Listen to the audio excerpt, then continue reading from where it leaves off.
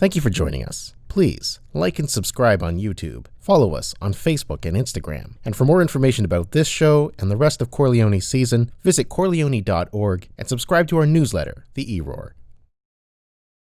This episode of Chor Leoni Inside is sponsored by Doug Grabe, one of our beloved choir members. They say it's all right. They say it's all right.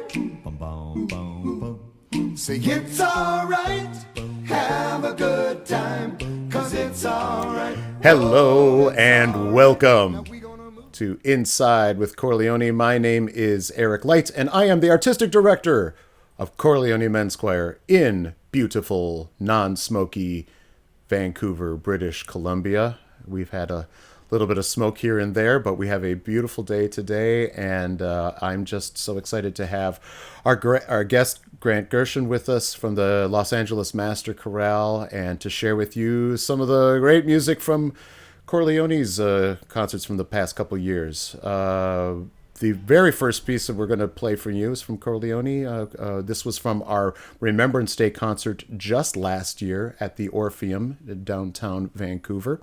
And this is probably, I think, there's not too many pieces that I say are important. This is an important piece. It's a work by the great American composer Samuel Barber.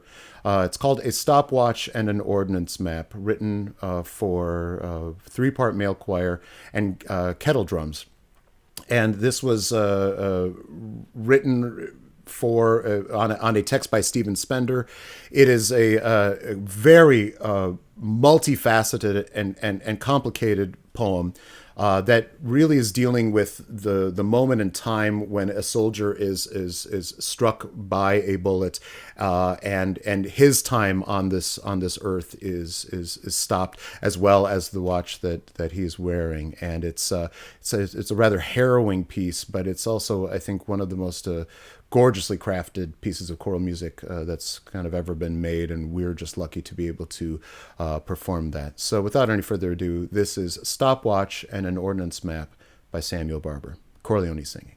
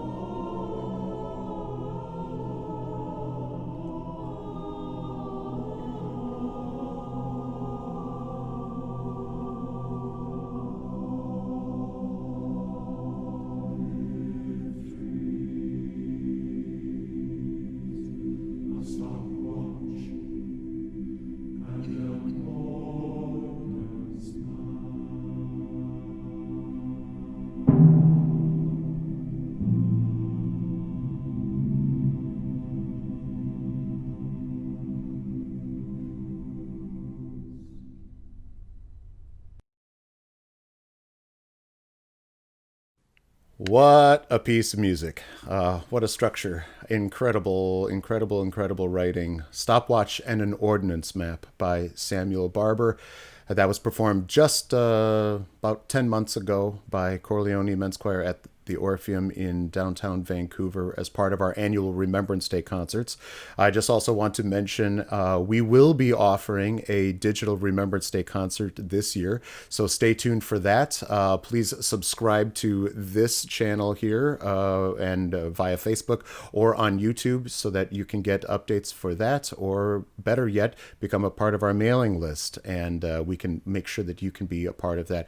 We'll have a number of special guests, and we'll continue that 27-year-old tradition for Chor Leoni again this Remembrance Day. It's a real honor to be able to do that. Another honor that I get right now is to bring in a person that I have just looked up to so much as a human being, as an artist, and a choral musician. He is the artistic director of the LA Master Chorale. Please welcome Grant Gershon. Hello, Grant. Hey, Eric. Thanks so much for having me today. Oh, it's so great to have you. Can you tell us, I mean, I'm sure a lot of people know this choir, this organization, but can you give us in a nutshell, and I'm not talking about a large nut, I'm talking like a small nut, a little bit of the bio, the history of the organization of this choir? Where did it come from? How did it get to where it is right now? So the LA Master Chorale has been around for, I think it's about 55 years now. We were founded by Roger Wagner. And we were founded when the Music Center in Los Angeles was built, the Dorothy Chandler Pavilion and the other theaters there. And so we're we're one of the resident companies of the Music Center. Our home is now the Walt Disney Concert Hall. Never heard of it. Yes, which doesn't suck. And so we are a 100-voice, fully professional ensemble. I think, as far as we know, we're the largest independent professional choral ensemble in the States. And we do everything under the sun. We are a one-stop shop choral organization. So, if it's choral, it's us. You're like the corner store. I can get anything. Yeah, pretty much. And we also, we're kind of the house band for the LA Phil as well. So, in that context, we work well now with Gustavo Dudamel, who's our artistic director at the LA Phil, and then we have, of course, our own season. So in a normal year, there's a whole lot of music going on stage at Disney Hall. Of course, this is not a normal year. No. But how many programs a year roughly is the chorale? It's about, if you include all the holiday stuff, it's about 12 programs a year. 12 programs of music. Yeah. Fantastic. And before we're going to play a little bit of Lotti, which I have to say is not necessarily what I always think of when I think of the Master Chorale, but it's beautifully done here. With that number of 100 singers, professional, and with the walks of life, artistic walks of life that you have to sort of cover, from early music to new commissions to choral orchestral pieces, how do you find the right people to make all of that work? And I'm talking about the singers.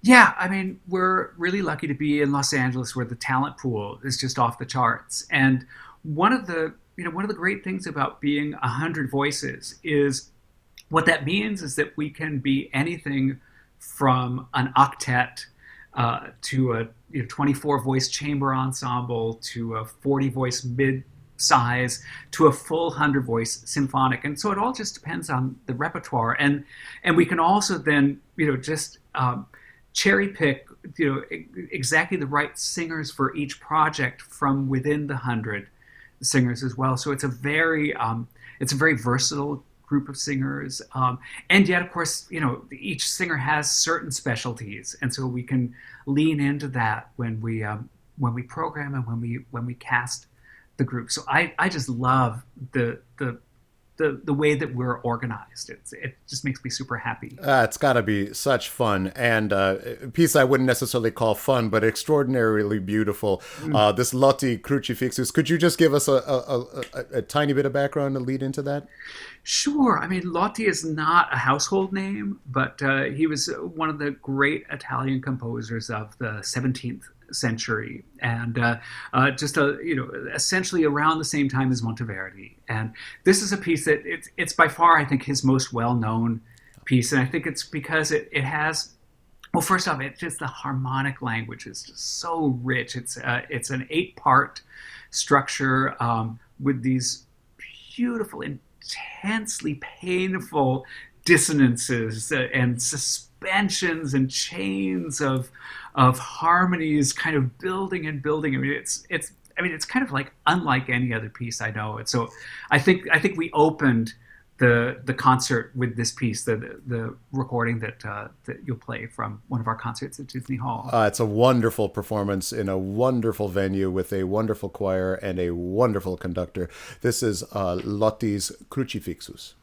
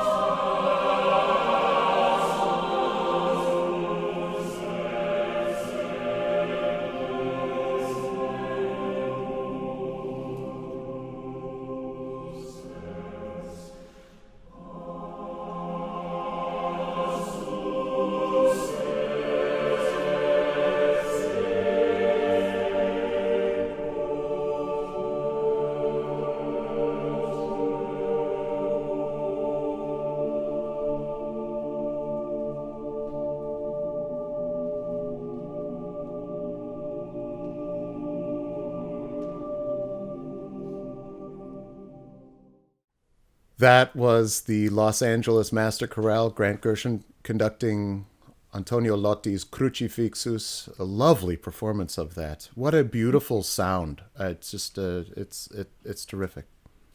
Thank you. It's one of those pieces where, each section can just lean into the other, and it's just.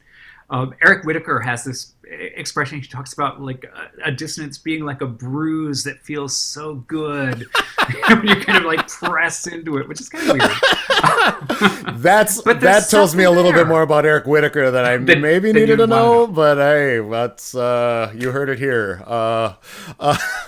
We'll get to him a little bit further on in the show. But what has struck me, knowing your your kind of orchestral background, but your orchestral background and mainly your opera background of how you've kind of came to choral music, I have thought that your programming and where you have reached out to different collaborators and composers has been really, really fascinating for me. And it's not necessarily always just like the household names or maybe the run of the mill choral stuff, and I think that's it's always really drawn me to your projects. You did a project with Peter Sellars going back again to early music, using the music of Lassus. This is an extraordinarily beautiful and unique project. Can you tell us about what this is, what the genesis is, and why you did it? Yeah. This is Orlando de Lassus' Lagrime di San Pietro, the Tears of Saint Peter, and it's a piece that was written in 1593. It was the last piece that de Lasso wrote. He knew that he was dying. He knew that it was going to be kind of his last will and testament, and so I think of it kind of the way that Bach would have thought of the musical offering, for instance. It's like a compendium of everything that he had learned over his long career. And it's this legendary piece. It's 21 individual movements. It's 20 madrigals followed by a motet, for 7-part ensemble. The piece itself divides into 3 sections. So the numerology is super intense. And for the Illuminati out there, you can, right. Yeah. Ooh. So I've always loved this piece, and I've always thought, how do you actually perform it? Because it's super challenging. It's very challenging for an audience as well as for the singers, because it's essentially 21 movements, 21 madrigals, all dealing with remorse, grief, regret, self-loathing. It's about Peter at the end of his life, looking back on when he denied Jesus, and the torture that engendered in him. And de Lasso, as an old man, wrote this piece like an autobiography. So I've been thinking for a long time, how do you perform this piece and really keep the audience engaged, and also really reflect the fact that this is a piece that was written in 1593, so essentially 7 years before the birth of opera in Italy. It's coming out of that same madrigal tradition that opera was about to explode into, so there's an intrinsically dramatic element to the piece. Anyways, so I called my friend Peter Sellars. We'd worked together a lot. It's a good friend to have. Yep. And Peter's, of course, he's brilliant and eclectic and iconoclastic. And I told him about this piece, and he, of course, he being Peter Sellars, he knew about it because he knows everything. And he said I was crazy, like insane, to think about staging this piece. Again, 21 individual movements. Each one of them is like a little mini drama in archaic Italian. Each one in incredibly intense, complex 7-part polyphony. So the idea of asking a group of singers to memorize it, and then to stage it, and of course Peter's staging is, it's full body. It's almost more like dance in a way. So, anyways, we agreed that I was insane, and somehow I got him to agree anyways to do the project. We premiered this version of it 4 years ago in Los Angeles with 21 singers, so 3 singers on a part. And since then, it was, well, first off, the singers were miraculous, and there was such buzz around the performances that we've been touring it around the world. Last year we were at the Salzburg Festival and the Barbican in London and the Philharmonie in Paris. Actually, on March 13th, we were in Auckland, New Zealand at the New Zealand Festival. Oh, no. As the world was shutting down. The Friday the 13th, yes. Yeah, exactly. Our last performance as an ensemble was singing Lagrime at the Auckland Festival, and we haven't seen each other since. At least you were in New Zealand, relatively safe. Yeah, we should have stayed. Yeah, now we know. Exactly.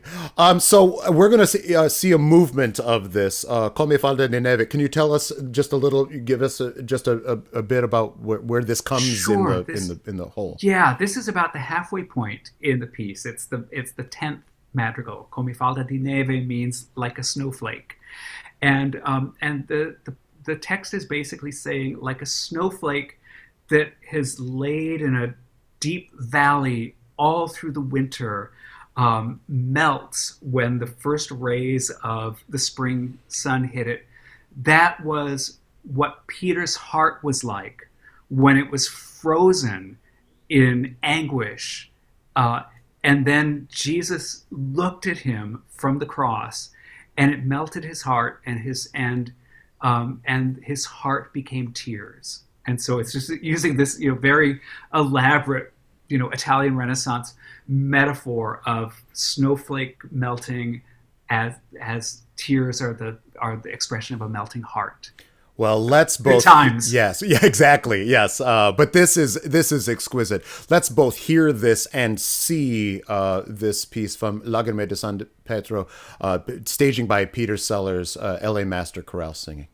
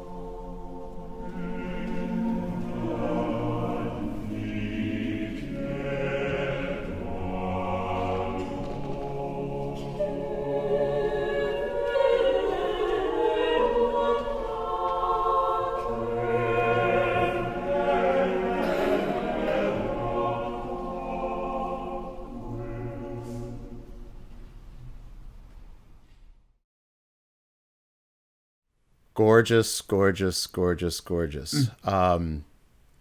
Movement and singing can sometimes be bad. Dare I just say that? Yes, I think that's a correct term.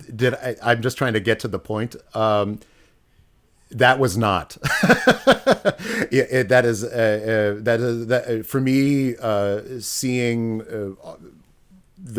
the highest level of kind of the choral art form in terms of maybe this most intricately crafted music paired together with that level of physical engagement is just stunning. Thank you for thinking to do that.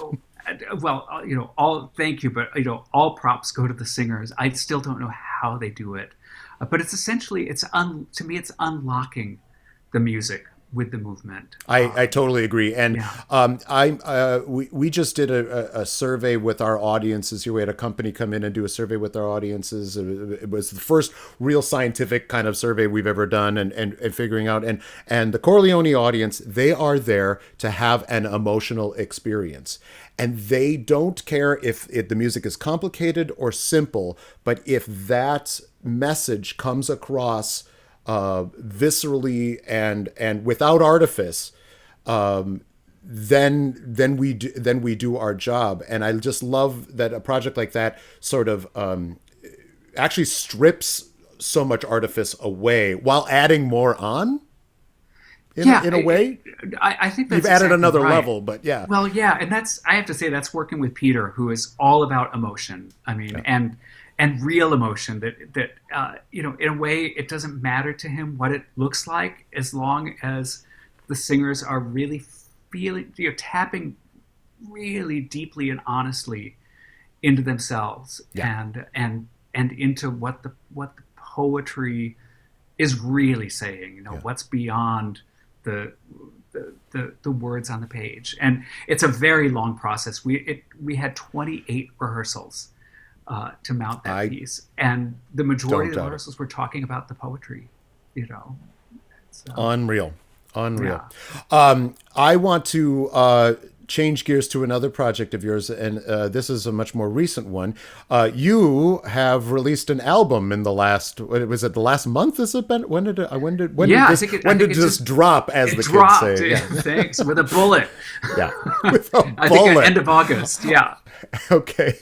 And this is a brand new hour-long work by none other than Eric Whitacre. This piece has kind of an extraordinary backstory with its genesis. Can you tell us a little bit about what the whole of the Sacred Veil is about? Yeah, absolutely. I mean, the Sacred Veil, the image of the Sacred Veil is that moment in time and that moment in space between life and death, and specifically, the piece is a setting of poetry by Tony Silvestri, who's Eric's longtime collaborator. And Tony's wife, Julie, passed away at the age of 36 of cancer. And this was, I think, about 10 years ago now. And this was basically Tony's response to their relationship and the process of her passing. And so it's a very intense piece in 11 movements. And I think that it's Eric's, really most personal and I don't know, most revealing piece to date. And of course it's one of these pieces because of the difficulty of the subject matter and the fact that most of us have firsthand experience with being with somebody in a long illness, and all of the just everything that engenders in that process, and so this is it's a very as I say, personal, and I find it just beautiful, but also devastating. For the singers, I'll say, one of the big challenges in the rehearsals was simply like not crying. losing it. Yeah, not completely. Which because that happened a lot. And, but the thing about it is, there's nothing at all morose about the piece. It actually, it's very clear-eyed. Eric's music, in a way, has a real simplicity. It seems more stripped back to the core a little bit than if we're all. I'm sure most people watching this are familiar with his work. And am I wrong in saying that? No, I think that's absolutely right. I think there's a huge amount of restraint to it. Eric is famous, of course, for building these amazing cathedrals of clusters of of sound with just like just like so much going on internally, and this is much more spare.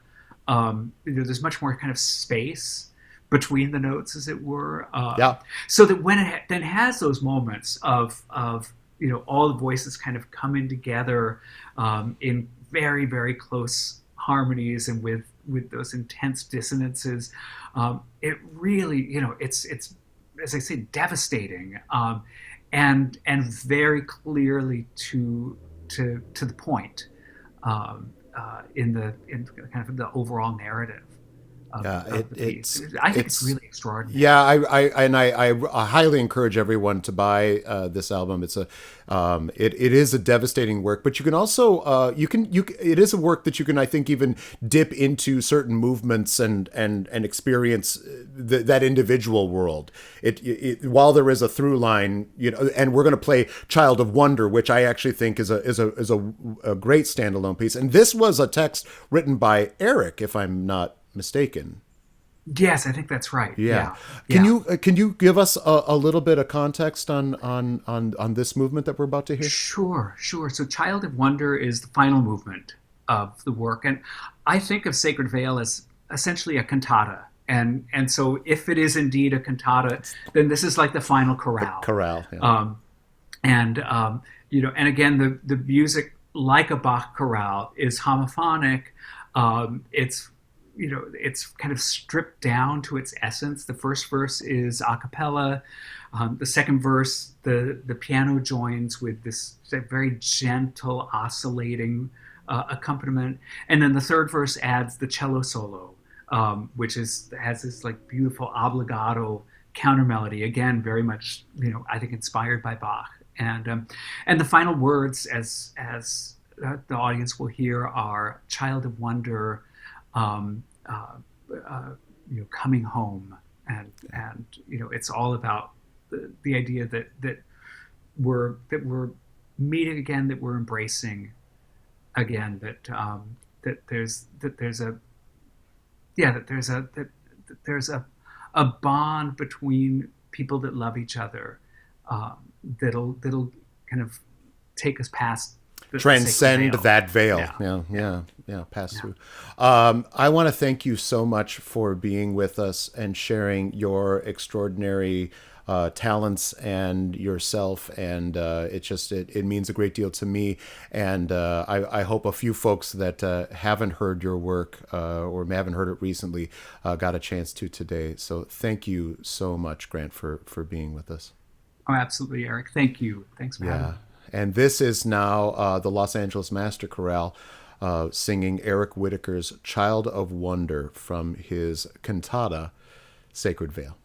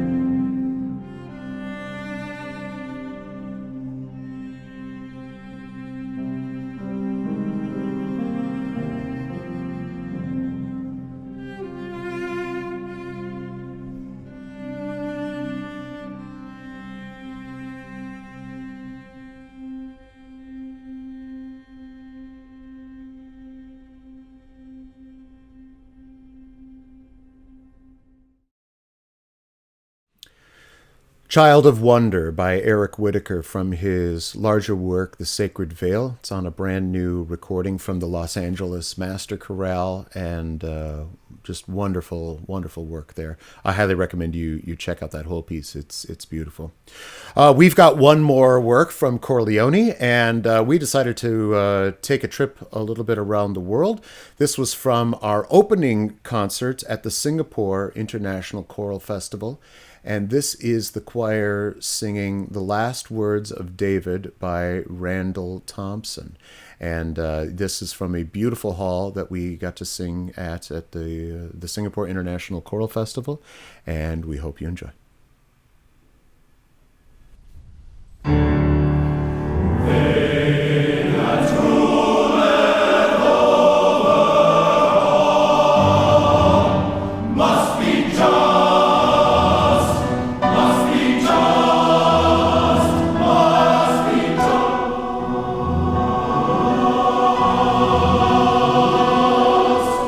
Ruling in the fear of God.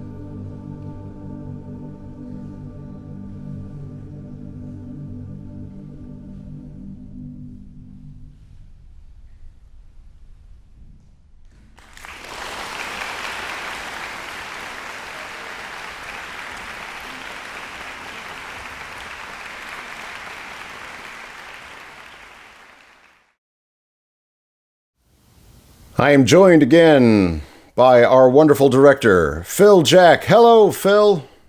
Hello, Eric. How are you doing? You know, pretty good. Pretty good. This is a great show. Yeah, me too. That was wonderful speaking with Grant and hearing everything that the LA Master Chorale is doing. It's fun to be back in the groove of doing this show again. It's always a pleasure working with you, sir. And you as well. Yeah, it's a lot going on in the world of Chor Leoni. It's great. We're actually back to live rehearsals that are massively modified, and it just feels good to be making music for as long as we can, at least at this point. I want to thank you, Phil, for making this show so awesome. I also want to thank Doug Grabe, who is one of the members of Chor Leoni, who has sponsored this episode of Chor Leoni Inside. And thank you, Doug. It's just always a pleasure to be supported by folks from the choir and folks from our community. Phil, we've got other great shows coming up in October. Tell the good people how they can see them. Well, you know, I want to encourage everyone to like this video on YouTube or Facebook, subscribe to us on Facebook, follow us on Instagram or Facebook, and of course go to our website, chorleoni.org, and sign up for our newsletter, The E-Roar. Wow, there's a lot of ways to get some lines in your life, I guess. We want to be as available to everyone as possible. We're like a hydra. It's amazing. I want to thank all of you for watching this show. It is just a joy to be able to share this music, and we will be back in 2 weeks. Take care of yourselves, be safe, and we'll see you next time. Bye-bye. They say it's all right. They say it's all right. Say it's all right. Have a good time, 'cause it's all right. Whoa, it's all right. Now we gonna move it slow. Up in the lights low.